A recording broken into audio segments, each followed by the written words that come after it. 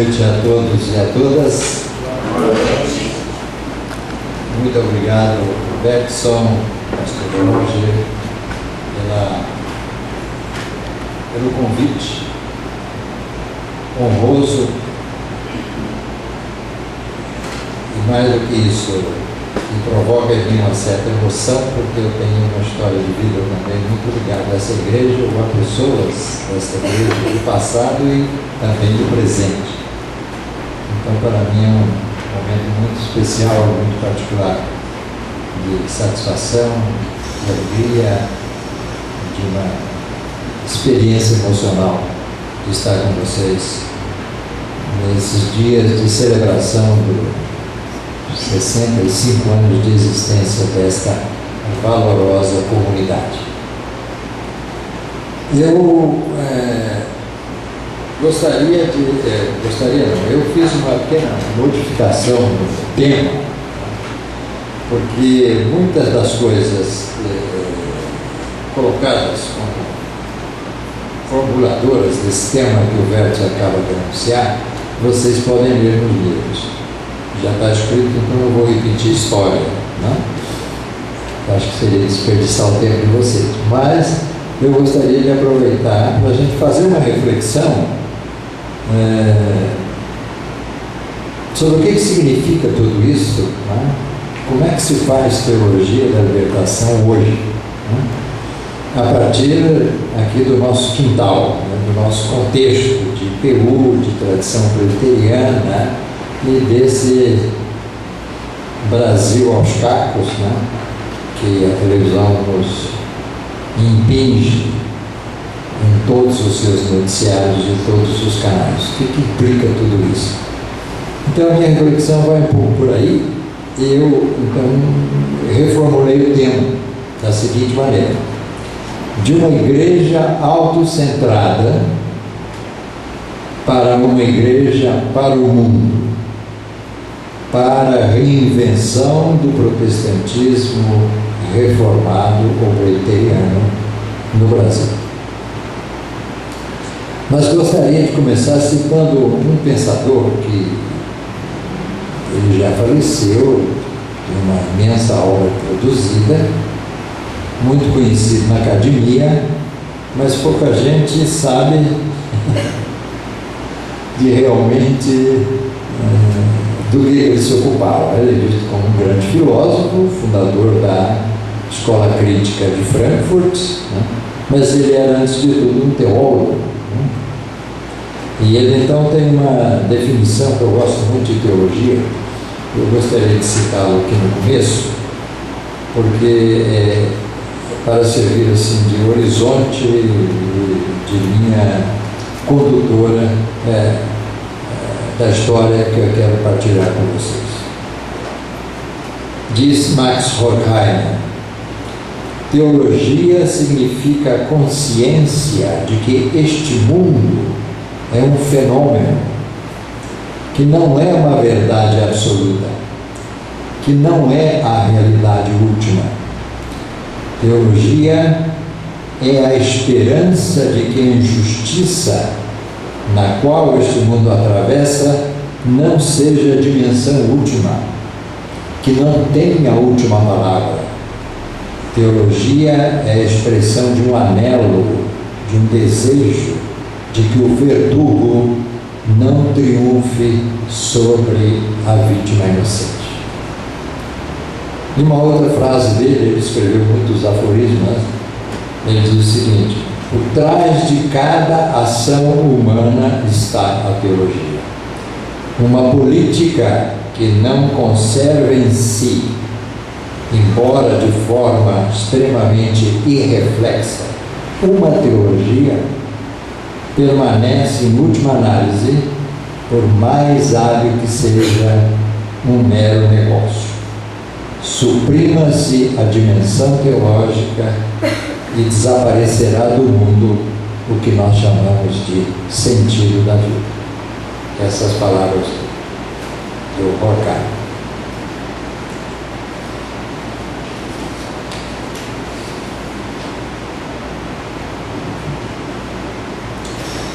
Como vocês podem observar pelo meu rosto, eu sou uma pessoa com muito passado e muito pouco futuro. E quando a gente chega a esse estágio da vida, a memória começa a falhar, né? Então eu preferi trazer por escrito, embora eu saiba que é muito desagradável a gente ouvir leitura, eu vou, para a gente economizar tempo e termos tempo mais tarde para uma discussão, para uma troca de opiniões, eu vou apresentar meu texto, que não vai ser longo, para que a gente situe então um pouco a nossa história e a história desta igreja, desta comunidade, no interior da história brasileira e da história do protestantismo no Brasil. Como assim a natureza teológica do nosso protestantismo? Quem somos nós? Como assinalava o saudoso estudioso da nossa tradição eclesiástica, o também presbiteriano, ainda que independente, o reverendo Antônio Gouveia de Mendonça, o nosso protestantismo é o protestantismo da era missionária, isto é, do período de expansão dos povos capitalistas em que a ideologia liberal incentivava o individualismo e o desempenho como instrumentos de ascensão social. Hoje se fala muito de meritocracia. O mau desempenho do indivíduo era atribuído ao seu pecado, que nada mais era do que a vida em desacordo com os padrões éticos da cultura capitalista. A salvação consistia na conversão dos indivíduos àqueles padrões, isto é, o seu reajustamento ao modo de vida da sociedade tida como cristã e, portanto, perfeita. Toda a Bíblia era vista como repetidas histórias de conversões. A noção da relação do povo de Israel com Deus se perdeu. Prevaleceu a ideia da relação de indivíduos com Deus. Até aqui, Mendonça. Recebendo um modelo eclesial elaborado em outras latitudes e que respondia às demandas e necessidades específicas daquela situação histórica particular, as instituições eclesiásticas aqui implantadas se limitaram a reproduzir esse modelo, sem se perguntarem se este era realmente o mais adequado para as condições socioculturais características da realidade brasileira. Ser protestante no final do século XIX e começo do século XX era virar americano. Assim, o protestantismo de missão, nós somos todos filhos do protestantismo de missão, né? Nós presbiterianos, batistas, congregacionais, com todas as variações nessas diferentes famílias. Esse protestantismo de missão, segundo uma já recorrente tipologia, foi resultado do investimento missionário das igrejas norte-americanas a partir dos despertamentos religiosos do século XVIII e XIX, que deram forma a um protestantismo conservador, antimoderno, por excelência conversionista e muito propenso às teses fundamentalistas. A eclosão desse movimento nos Estados Unidos como que contaminou as sociedades missionárias, reforçando o elemento conservador e criando espaços para a admissão, pelo menos dissimuladas, das propostas fundamentalistas entre nós. Nas décadas de 1940 e 1950 do século passado, a ofensiva fundamentalista, representada pela presença do pastor Karl McIntyre entre nós, visitando as igrejas brasileiras, optou por permanecer estabeleceu um divisor de águas bem claro. A maioria das denominações protestantes brasileiras optou por permanecer sem uma definição muito clara. Não aderiu abertamente às teses fundamentalistas, mas tampouco as renegou claramente. A indecisão revelou-se uma opção, pelo menos latente. As transformações experimentadas pela sociedade brasileira nos anos 50 e 60, que no mundo eclesiástico protestante podem ser emblematizadas pela Conferência do Nordeste de 1962, promovida pela Confederação Evangélica do Brasil, cujo cinquentenário acaba de ser celebrado há 2 anos atrás, 3 anos atrás, e na sociedade brasileira, pelo golpe civil-militar de 1964, que se encarregaram de definir a natureza conservadora e, para a maioria dos setores do protestantismo nacional, fundamentalista. As consequências dessas opções são conhecidas.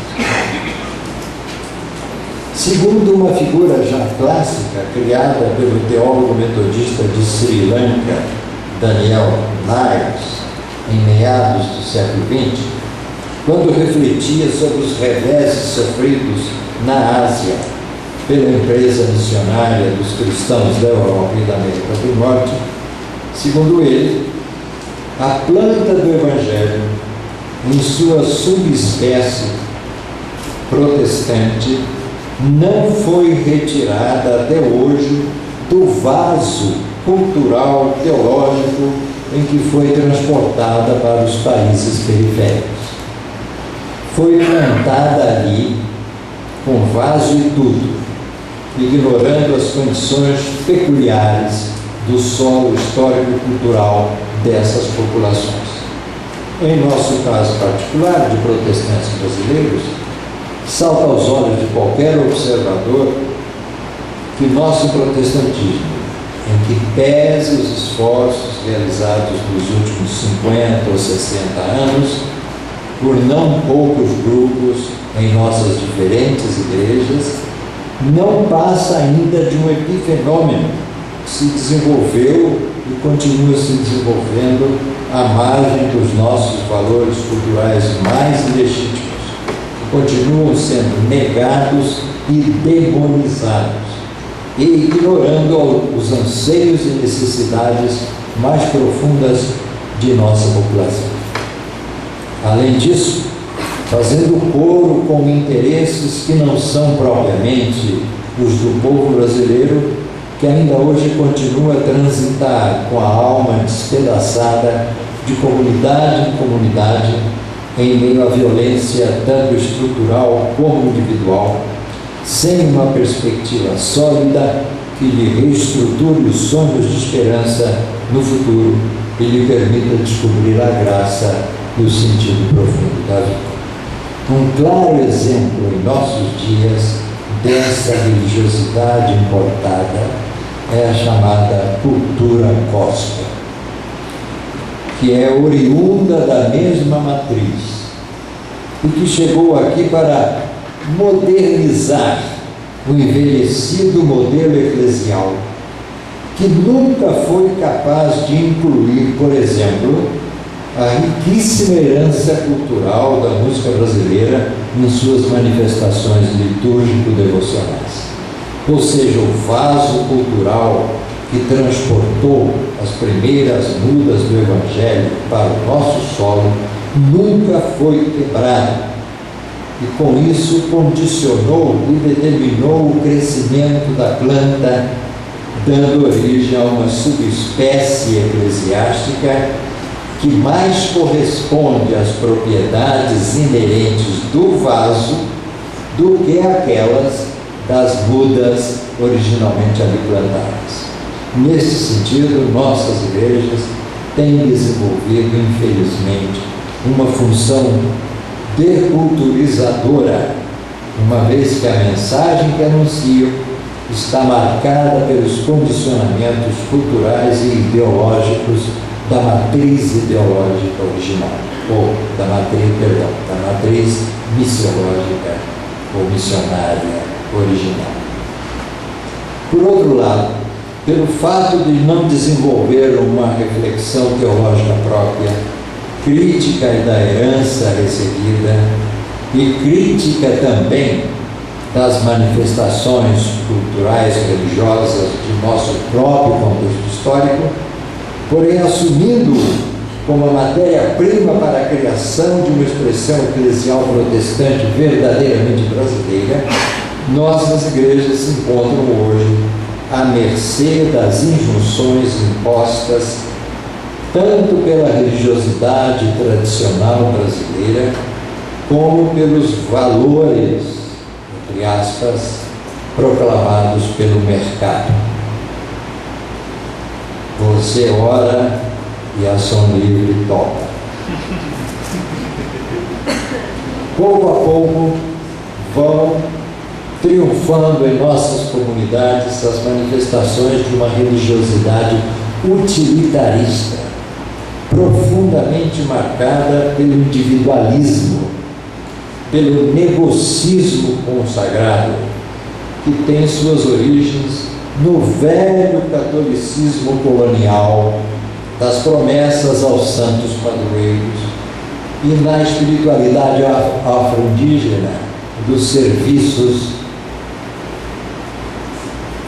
às entidades espirituais. Formulações que ao longo da história foram se aninhando silenciosamente no fundo do nosso imaginário coletivo protestante. Tudo isso regado com uma grande dose de histerismo emocional desenfreado, agora identificado e celebrado como um encontro consagrado. Agora eu gostaria de dar um pulo para pensar na nossa herança protestante original. Todos vocês sabem que o ano que vem nós estaremos celebrando os 500 anos de surgimento do movimento protestante no mundo. Então, voltar um pouco às nossas raízes europeias e desse movimento nos ajuda a entender o que significa, de fato, ser protestante e coloca para nós uma pergunta muito difícil, muito dolorosa, mas que nós precisamos responder. Ainda somos protestantes? Ou fomos alguma vez, de fato, protestantes? A reinvenção da Igreja no processo da reforma do século XVI.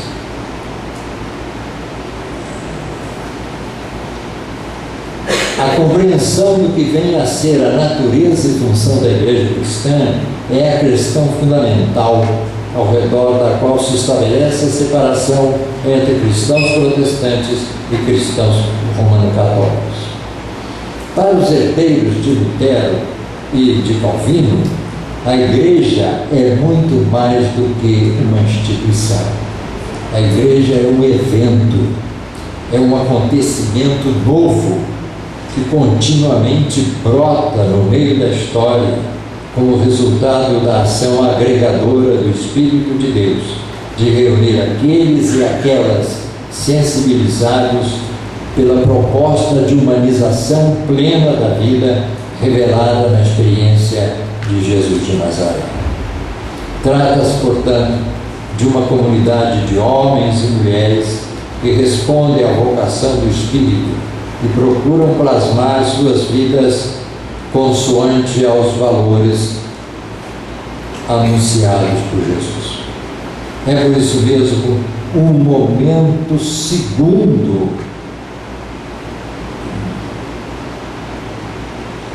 no processo salvífico, que só acontece depois que a boa nova é acolhida. A Igreja vem depois, nunca antes. E isso é assim porque faz parte da economia da salvação, dirigida pelo próprio Deus, e não depende de nenhuma ação intencional e meritória por parte dos humanos. Deus age no meio da história, e a Igreja, a comunidade dos seguidores de Jesus, seria uma das consequências dessa ação. Não é a consequência, uma das consequências dessa ação. Ou seja, a igreja, embora chamada à existência por uma iniciativa divina, ela acontece no meio da história. Portanto, ela é histórica. É resultado da interação entre os seres humanos.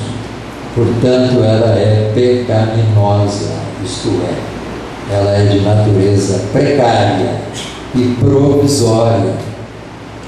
Daí a expressão cunhada, não pelos primeiros reformadores, mas por seus seguidores imediatos. Ecclesia reformata et semper reformandaris. A igreja reformada está sempre em processo de reforma. Com esta perspectiva, o movimento da reforma inaugurou um processo eclesioclasta, isto é, de destruição e negação do caráter absoluto e definitivo da instituição eclesiástica.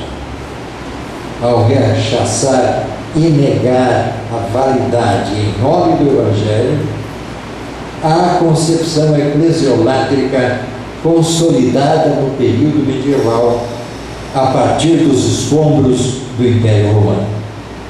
Esta nova compreensão eclesiológica, esta nova compreensão que é a Igreja, feriu frontalmente a até então prevalecente concepção medieval da natureza e função do corpus eclesiástico, que entendia a ação de Deus no mundo acontecendo primordialmente e por meio da mediação exclusiva da Igreja, que seria então o meio de salvação por excelência, portanto destinada a coordenar a vida do mundo, revelar a manifestação de Deus em Cristo e decidir acerca do futuro da humanidade.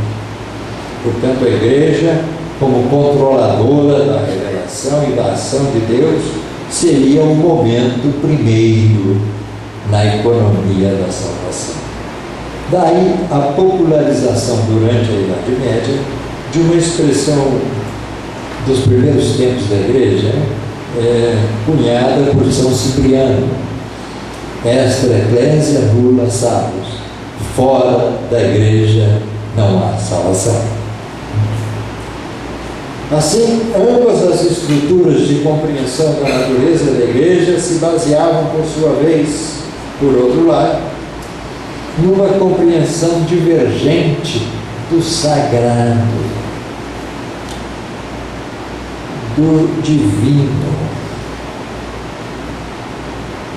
do incondicionado, do absoluto. A Igreja medieval de Deus. A Igreja medieval construiu a sua concepção de divindade fortemente apoiada na filosofia aristotélica, entendendo Deus como um ser supremo que ocupava acima de uma grande estrutura hierárquica de seres.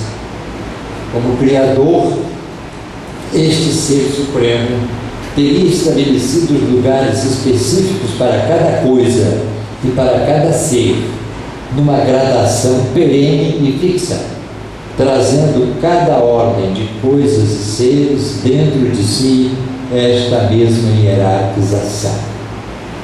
Aplicada à sociedade humana, este esquema de compreensão da realidade estabelecia uma continuidade perene entre o reino divino e tudo mais compreendido como criação. Quanto mais alta a posição hierárquica, mais próxima do ser superior e maior a autoridade e poder de quem ocupa. Nesta concepção, a Igreja mantinha, por razões óbvias, uma posição privilegiada, pois possuía mais ser do que as demais ordens.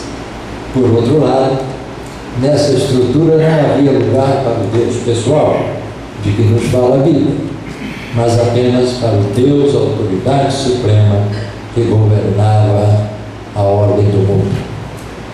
Em sua leitura atenta das Escrituras, especialmente dos profetas, Lutero, e mais ou menos 35 anos depois, Calvino,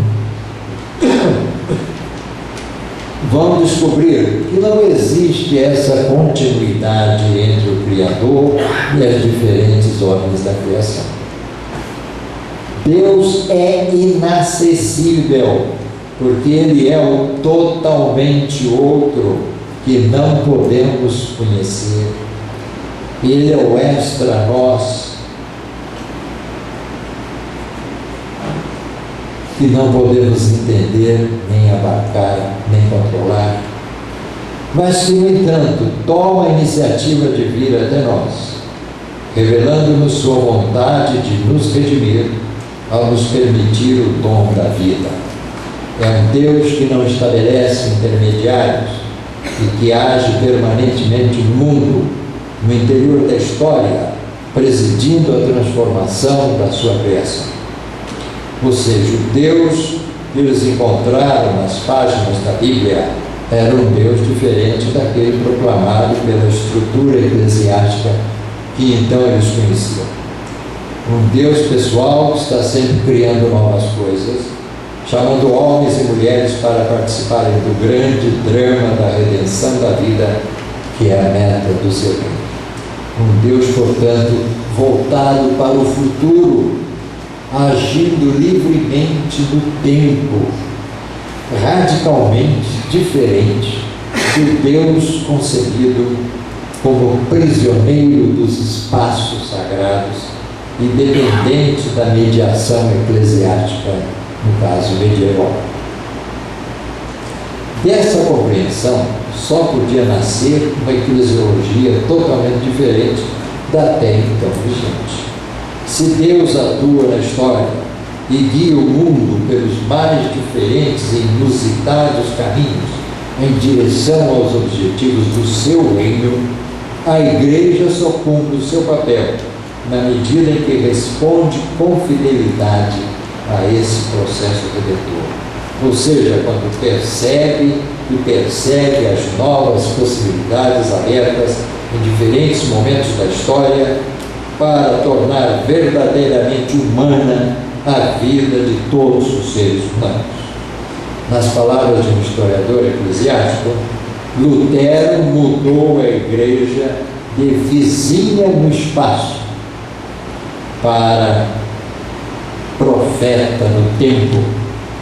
A Igreja devia estar não a 100 passos do Palácio Real ou da Prefeitura, mas a 100 horas, ou dias, ou meses à frente de qualquer transação efetuada nessas casas. O Deus protestante é o Deus do tempo, é o Deus da história, não é o Deus do espaço. Por isso não existe espaço sagrado na teologia protestante.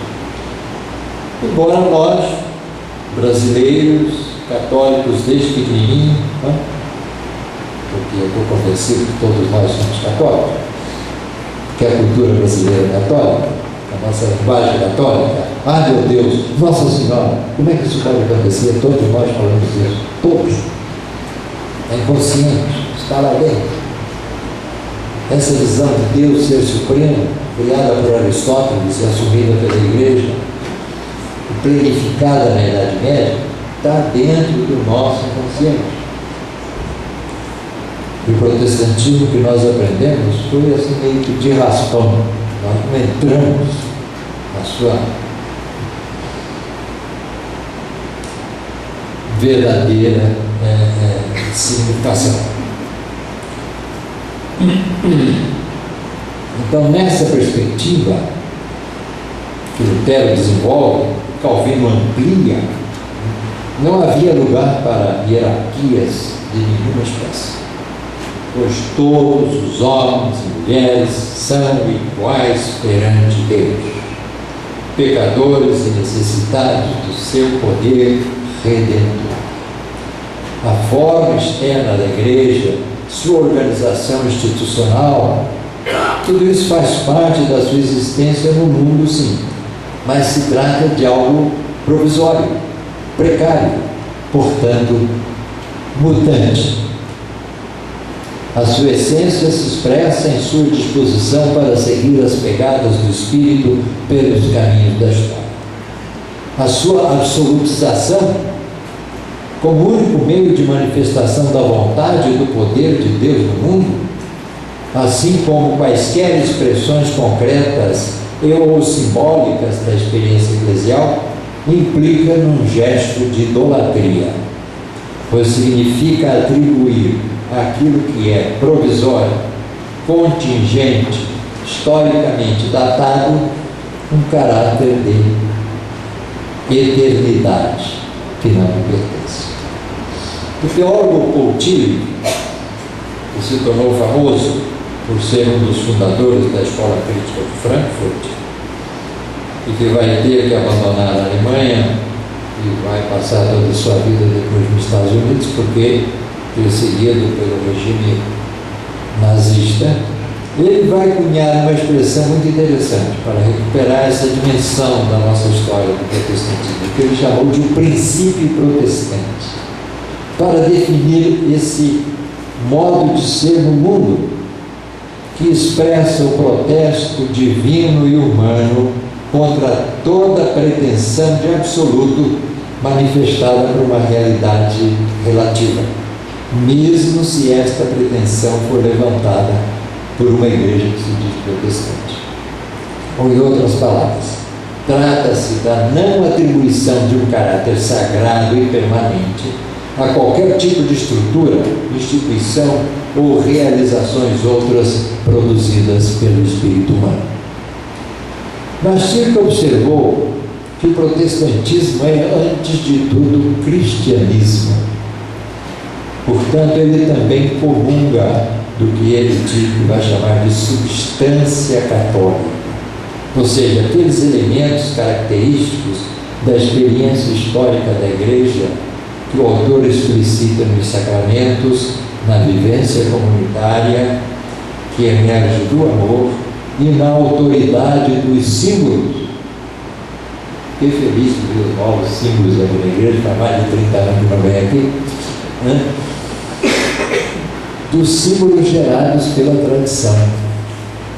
Ou seja, a igreja não começou ontem, mas ela tem uma longa história e nós fazemos parte dessa história, então precisamos conhecer a nossa história. E os símbolos, então, são muito importantes para nos ligar a essa grandiosa história da Igreja Cristã.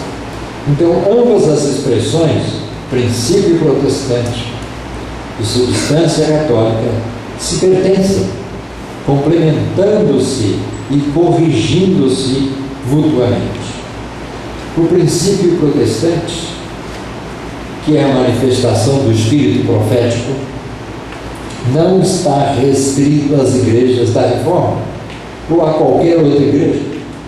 Ele transcende a cada igreja particular, sendo a expressão da comunidade espiritual.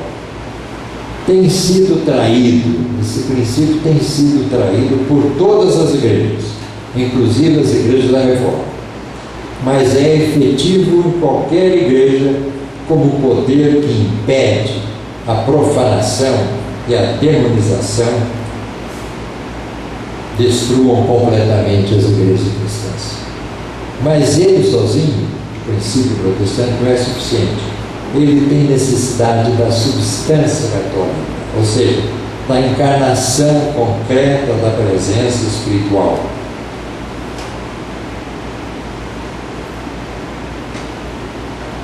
É a expressão, portanto, da vitória do Espírito sobre a religião. E aqui, irmão, nós fazemos um esclarecimento. Nós, protestantes, reformados ou presbiterianos de herança norte-americana, privilegiamos a pregação. Nós somos capazes de fazer os nossos cultos sem a mesa eucarística. E aqui nós ficamos devendo. porque na nossa tradição protestante original calvinista, embora Calvino tenha perdido essa briga na igreja de Genebra, a pregação e a comunhão devem acontecer sempre juntas, para não haver um desequilíbrio na comunhão, ou seja, para que a comunidade espiritual se realize historicamente em um determinado momento da história, quando a comunidade cristã está reunida. Então, que se ouça a palavra e que se comungue o sacramento. Então, para ele, todo culto tinha que ter essas duas grandes manifestações. Mas a comunidade de Genebra não concordou comigo, que achou que isso era imitar a Igreja Católica. Só que na Igreja Católica não havia pregação, havia só a Eucaristia. Sempre foi a igreja medieval, uma igreja sacramentalista apenas. Então, por causa disso, ele foi voto vencido, que na igreja de Genebra a ceia só se celebrava uma vez por mês. Mas contra a vontade, contra com dor, né? Ele realizava isso. Esta intuição genial dos reformadores foi perceber e assumir a condição humana nos seus limites, precariedades e fragilidades. Fundamentados nos valores que aprenderam das Escrituras, eles descobriram muito antes das ciências humanas fundadas pelo Iluminismo que o ser humano é um ser de carências, de desejos jamais satisfeitos, e que procura, na sua autoafirmação constante, a superação de suas necessidades existenciais. Aqui se funda a compreensão dos reformadores da noção de pecado. O que é pecar?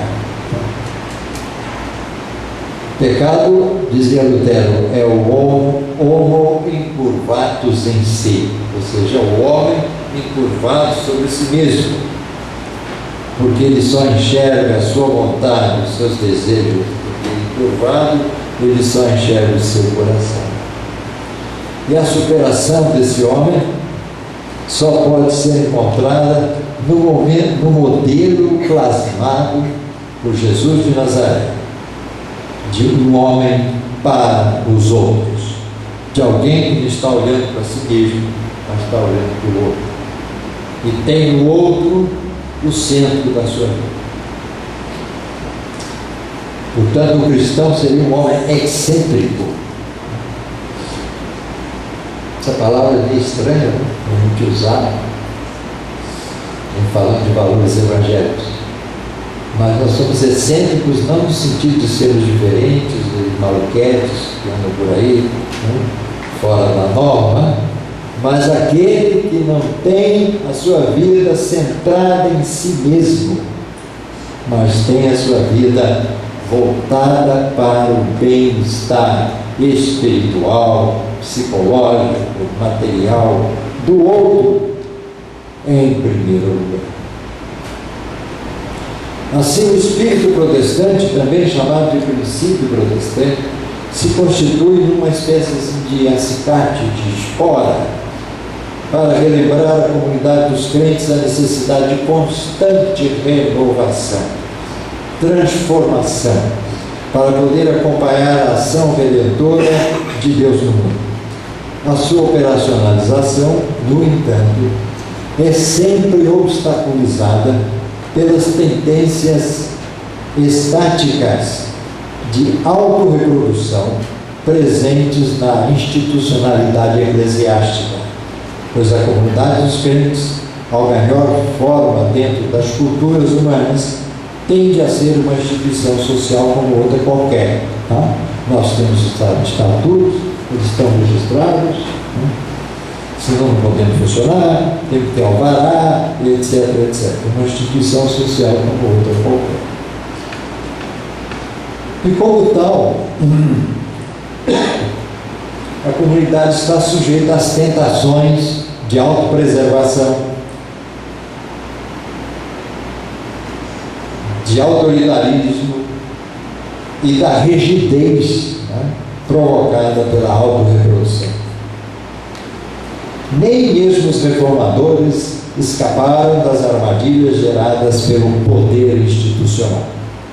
Lutero acabou dando origem a uma igreja ligada aos poderes do Estado, praticamente igual ou quase igual àquela que ele tanto condenara no romano catolicismo. As igrejas luteranas terminaram sendo dirigidas pelos príncipes alemães, autoridades políticas, econômicas. Calvino vai dar tanta ênfase à ação política e pública da comunidade cristã, em obediência à sua visão da ação do Espírito de Deus no mundo para redimir a sua criação, que ele vai viver em constante, permanente e agônica tensão com as estruturas políticas que governavam a cidade de Genebra. E nem sempre ele conseguiu livrar-se dos imperativos negativos do poder político. As igrejas norte-americanas que para cá vieram estavam ligadas de uma forma ou de outra, implícita ou explicitamente, aos valores da democracia liberal capitalista e vão relacionar, quando não confundir, esse projeto político com a sua pregação do Evangelho. Essas experiências históricas nos revelam que as estruturas eclesiásticas, em todo o tempo, em qualquer lugar, asfixiam e escondem o espírito protestante, na medida em que tomam a si próprias e seu passado como modelos que devem ser repetidos e deixam de buscar, no meio da história e no futuro que se aproxima, os sinais da ação de Deus no mundo. Em todo o tempo e em todas as expressões históricas das comunidades que se querem seguidoras do movimento de Jesus, o equilíbrio entre o princípio protestante e a substância católica nem sempre subsiste plenamente. Quando um se sobrepõe ao nega o outro, a comunidade é demonizada e a idolatria das mais diferentes formas de absolutos a impede de perceber e seguir as livres manifestações do Espírito nas tramas da história, contrariando o gesto profético que lhes deu origem. Como destacou Rubem Alves, o protestantismo foi um grito de liberdade no interior da grande catedral medieval, que a todos submetia e calava. Um grito que ecoou um outro, lançado 15 séculos antes, do alto de uma cruz do Calvário, mas que terminou por ser aprisionado e congelado em fórmulas doutrinárias e modos de expressão que lhe abafaram a ressonância transformadora que lhe era própria. Agora sim, vamos, com essa colocação preliminar, pensar um pouco a respeito da relação de nossas igrejas no Brasil com o golpe civil-militar de 64, que nos conduziu à trágica situação que nós vivemos nos dias de hoje. Uma rápida consulta aos jornais e periódicos da época das principais instituições eclesiásticas do protestantismo brasileiro é mais do que suficiente para demonstrar a adesão das igrejas ao regime político imposto pelas armas a partir de 64. Editoriais e artigos laudatórios vão preencher as páginas do Jornal Batista, do Brasil Preteriano, do Expositor Cristão da Igreja Metodista, do Estandarte da Igreja Preteriana Independente, do Mensageiro das Assembleias de Deus e de muitas outras publicações de menor porte e alcance no mundo evangélico. Em um de seus textos analíticos sobre a relação das igrejas evangélicas com o regime militar, o professor Leonildo Campos, presbiteriano independente e grande sociólogo da religião, relata que quando esteve preso na Operação Bandeirantes em São Paulo, em 1969, recebeu a visita de um pastor batista, capitão do exército, que lhe foi levado um exemplar do Novo Testamento.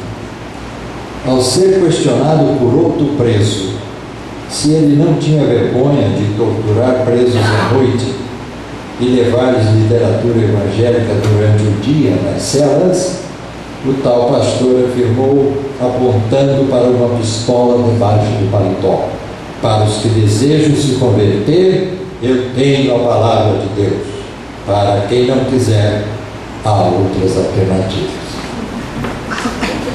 Questionado durante a entrevista, muitos anos depois, acerca de sua participação no grupo de militares que invadiu os escritórios da Confederação Evangélica do Brasil no Rio de Janeiro em 1964, um general presbítero da IPB não só sustentou a legitimidade da relação, como fez questão de salientar que ele e seus colegas, que também eram ditos evangélicos, não portavam armas, já que se tratava de uma organização eclesiástica.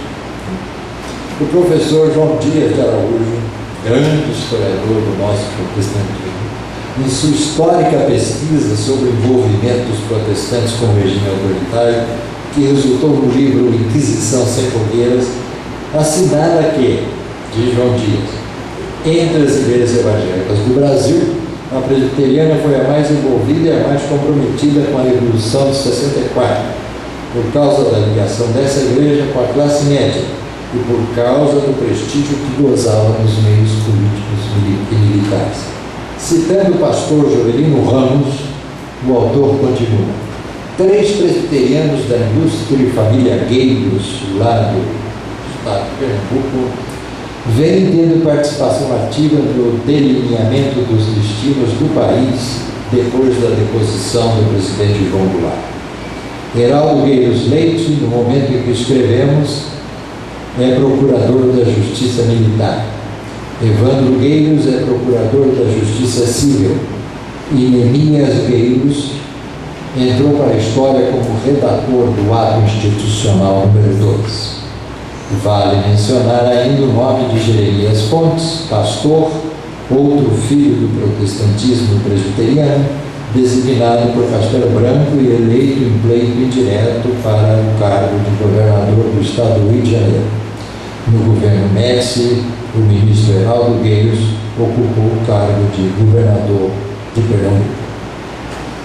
Em sua dissertação de mestrado sobre a posição política da IPB nos anos de chumbo, 1965-1985, e que foi defendida na Universidade Federal de Santa Catarina em 2006, Eduardo de Moura Pegli relaciona os nomes de 4 oficiais militares de alta patente originários de diferentes denominações com funções de importância no seio do regime.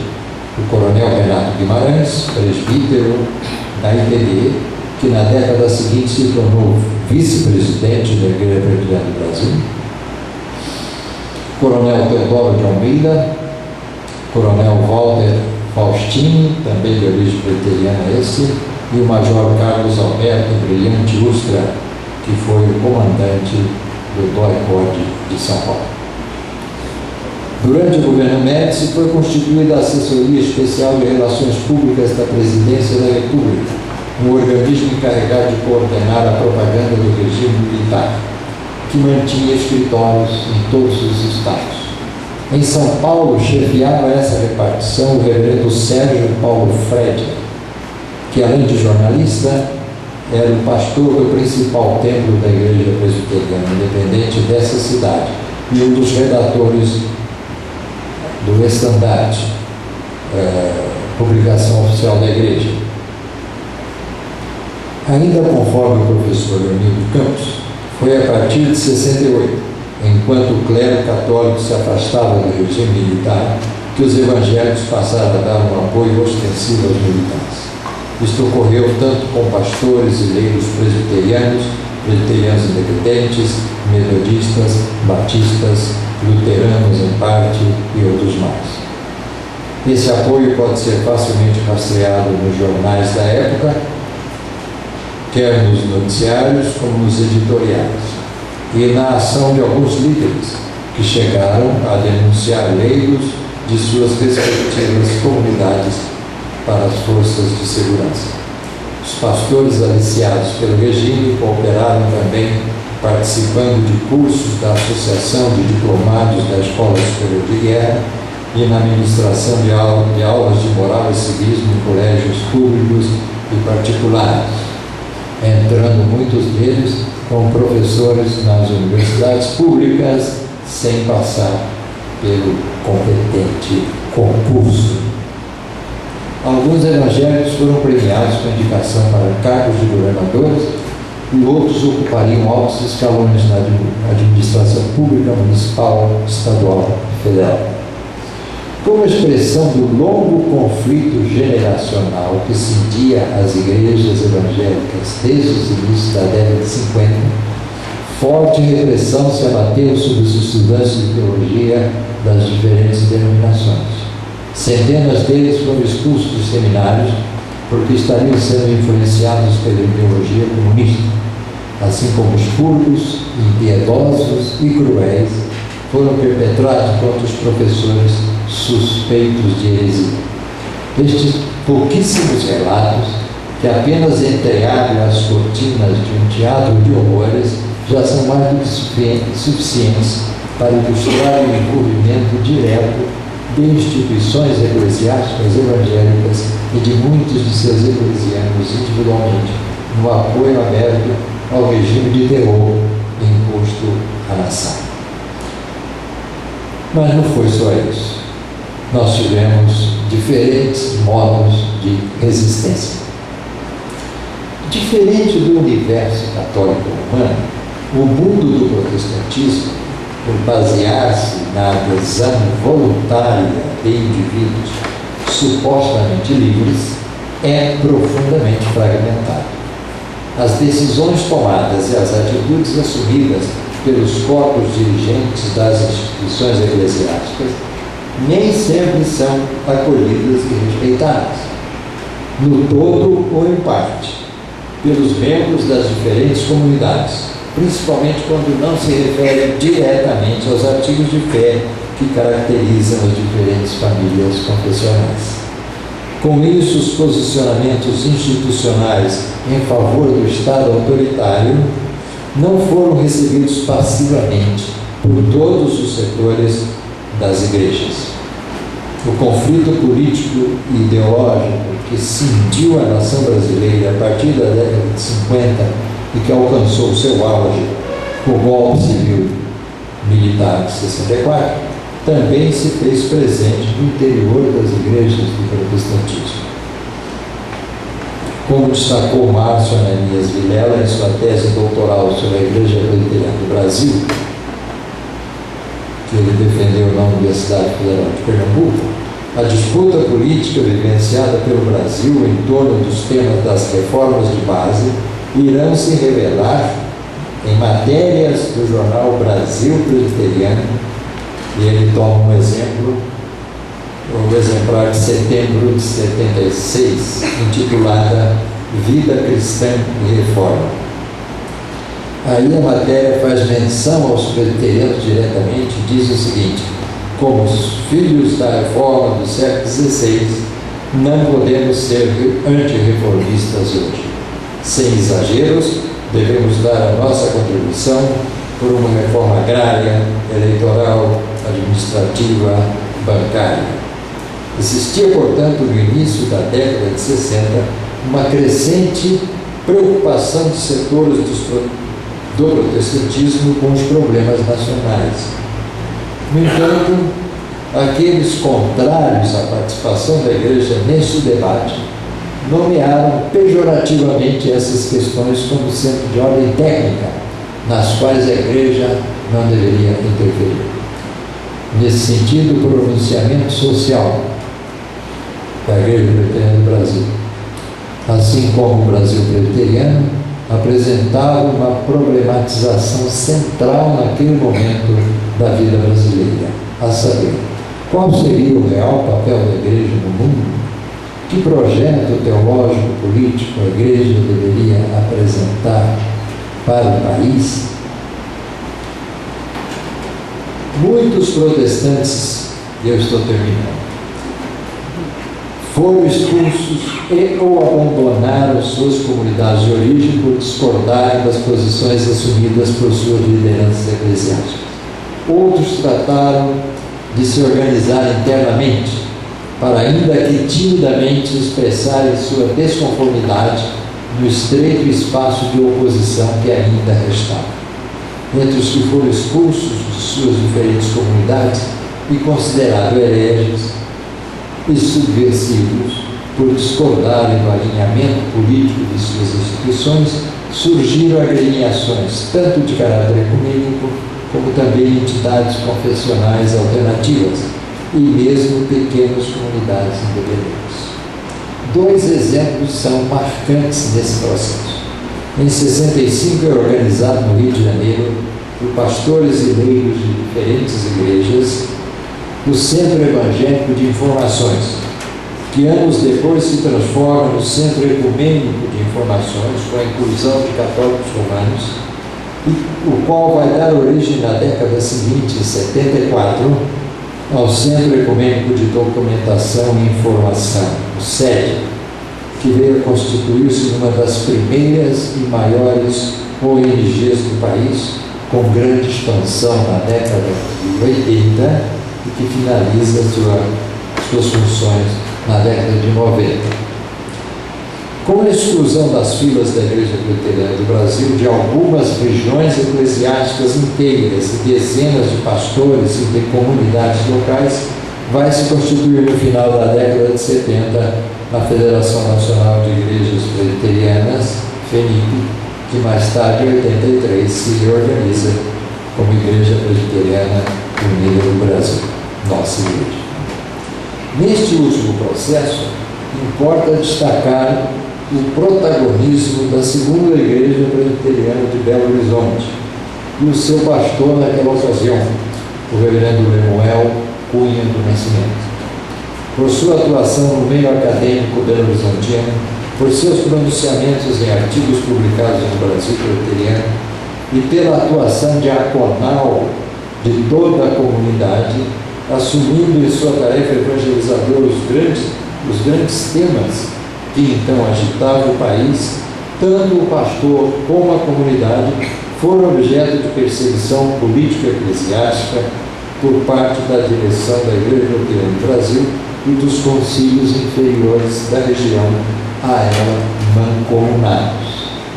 Eu acabo de ver as fotos das correntes colocadas no portão dessa igreja. Denunciado aos órgãos de repressão política pela alta direção da IPE, o reverendo Lemuel teve que buscar o exílio, onde permaneceu e morreu. A comunidade não se deixou abater e deu seguimento ao seu desassombrado ministério em meio a muitos percalços, sob a liderança firme e segura de um então jovem pastor, meu colega de seminário,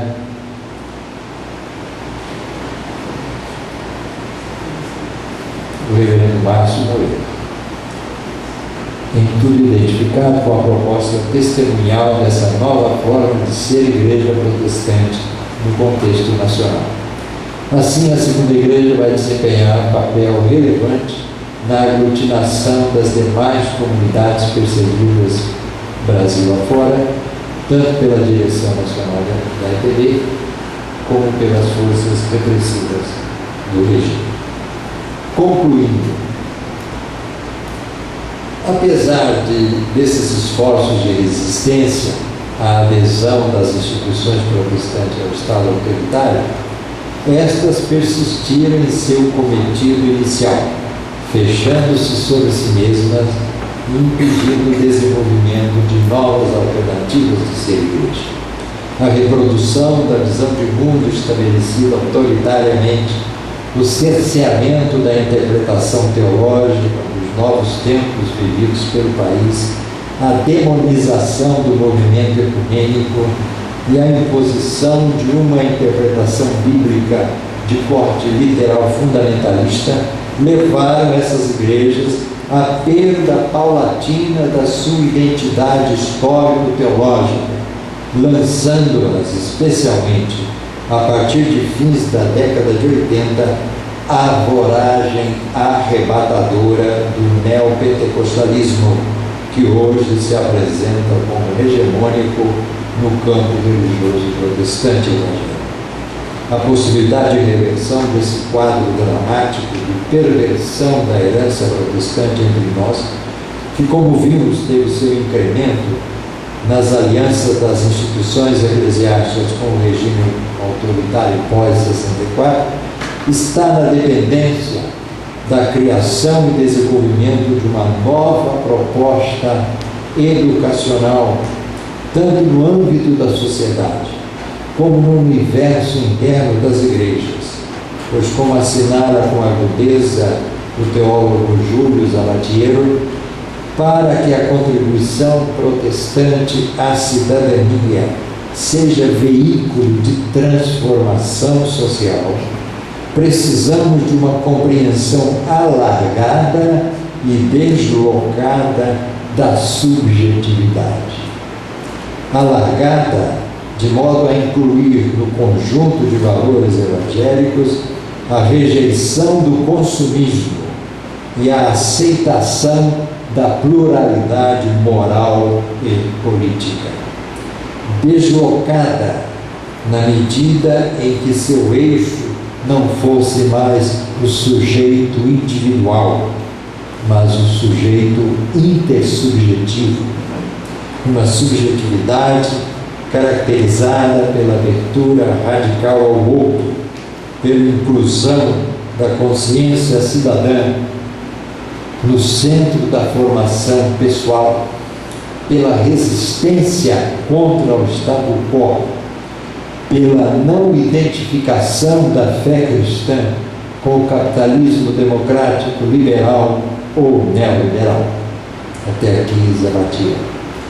Esta transformação da linguagem tradicional, focada no indivíduo absolutizado, conforme nos ensina o mestre Rubem Alves, revela que os interlocutores participam de uma mesma interpretação de suas vidas e de seus mundos, descobrindo-se assim como companheiros e companheiras numa aventura comum.